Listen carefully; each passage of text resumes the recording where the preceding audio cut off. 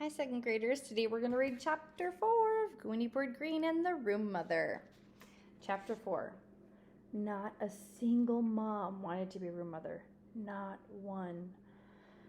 Oh dear, Miss Pigeon said with a sigh. She looked at the board where the word cajole was carefully printed near the end of the word list, just above admonition. I guess cajoling doesn't always work. Well, said Tricia from her desk, we learned a new word anyways. That's always a good thing. Miss Pigeon nodded. True, she said. And you know, class, they say that if you use a new word 3 times, it is yours forever. Who says that? Asked Beanie. I don't know, Miss Pigeon replied. They. Barry Tuckerman stood suddenly beside his desk. Cajole, cajole, cajole, he said loudly. Now it's mine forever. No one else is allowed to say it. That isn't exactly what I meant, Barry. You do not own the word. We may all use it.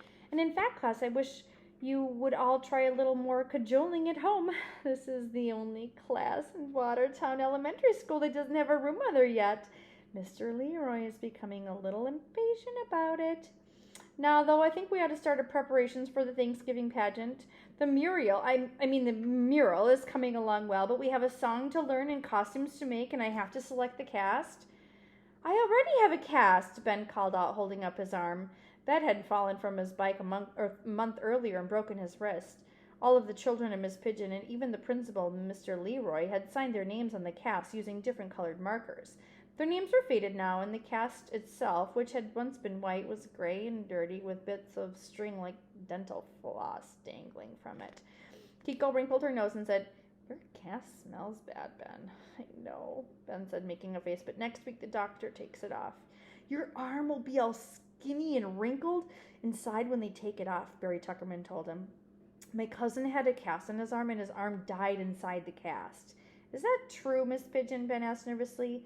Your arm is probably dead already. Probably green, Barry added. Ben's face began to pucker up. My arm is dead? Green, he wailed. Children, Miss Pigeon said. No, Ben, your arm will be fine. Besides, I'm talking about a different kind of cast. We need a cast of characters for the pageant. We need pilgrims and Native Americans. We need a turkey and, let me see, some succotash and some pumpkin pie. But the food items don't have to be human beings. I want to be Squanto, Gooney Bird said. I love Squanto. He was always absolutely right smack in the middle of everything. Squanto's a boy, Barry called loudly. Only a boy can be Squanto, right, Miss Pigeon? Actually, Miss Pigeon said, I've already made a list, so put your hands down, everyone. She read the list aloud. There were 22 children in the classroom, and each was on the list, 11 pilgrims and 11 Native Americans. But who is Squanto, the children asked. Mrs. Pigeon looked around the class. Now every child, not just Gooney Bird and Barry, was waving an arm in the air, volunteering eagerly to be Squanto. I haven't decided that yet, Miss Pigeon said, but I have an idea. She went to the board, to the list of words. Reward, she wrote. You all know what a reward is, Miss Pigeon said. Money, shouted Ben. $1,000 if you catch a criminal. Well, Miss Pigeon said it could be like that, but a reward doesn't have to be about criminals. Let's look it up. Everyone opened the dictionaries and turned the pages. Chelsea raised her hand first. That which is given in appreciation, she read aloud to the class. You see, it doesn't have to be money, Miss Pigeon explained. And in this case, the reward I'm going to give someone is the important role of Squanto. Someone is going to get that in a role in appreciation. It will be that person's reward. Reward for what? Several children asked at the same time. For catching a criminal? No, Miss Pigeon sighed. For finding me a room mother.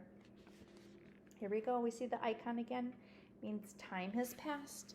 An hour after lunch, the second graders were learning one of the songs for the Thanksgiving pageant. It was a complicated song that Miss Pigeon had written herself. The pilgrims sing half and the Native Americans sing half. The song was about food. Succotash, lima beans, and corn. Miss Pigeon played the notes on the piano and sang the words to the tune of Jingle Bells, she explained. Ready, Native Americans? This is your part. Try it with me. 11 children, including Gooney Bird Greene, sang the succotash lines. Now, pilgrims, listen to your part, just like the next 2 lines of Jingle Bells. Miss Pigeon played and sang, Thank you for the vegetables on this Thanksgiving morn. The pilgrims sang aloud loudly.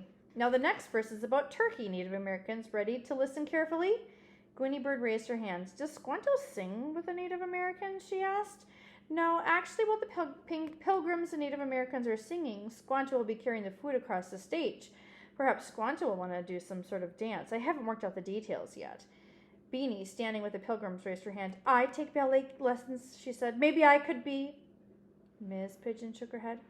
Not ballet, Beanie, she said. They didn't have ballet in Plymouth. All right, class, let's pay careful attention to the next part. Still to the tune of Jingle Bells. Gobble, gobble, here it comes, turkey roasted brown. She played the melody on the piano while she sang the words. Then the 11 Native Americans sang it after her. Picture of the kids gathered around the piano.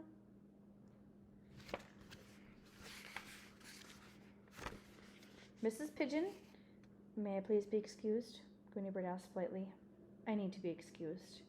Mrs. Pigeon paused with her hands to the piano keys. Is this a seriously urgent need, she asked. Yes. All right then, be quick. Gooney Bird slipped out of the classroom while Mrs. Pigeon sang on. Thank you, noble Squanto, you may set the platter down. The children were all singing and passing imaginary helpings of food around when Gooney Bird returned with the announcement a few minutes later. Announcement! Gooney Bird said in a loud voice. Important announcement. Mrs. Pigeon stopped playing the piano. The room became quiet. All the children knew that when Gooney Bird had an announcement to make, it was worth listening to. I am Squanto, Gooney Bird announced. But, Mrs. Pigeon began. I got us a room, Mother, Gooney Bird said proudly. Mrs. Pigeon clapped her hands. But how? She asked. Simple phone call. They let me use the telephone in the office. I told Muriel Halloway it was an emergency. Mrs. Pigeon frowned slightly. Well, she said it was the beginning to feel like an emergency, actually, so now I'm Squanto, right? Wait, Gooney Bird. You haven't told us who our room mother is. I'll write it down, Gooney Bird said. She went to the board and picked up the chalk. Class, she said, get out your dictionaries. She wrote a word very carefully on the board at the end of the list. The word she wrote was incognito. This is our room mother's name, she said.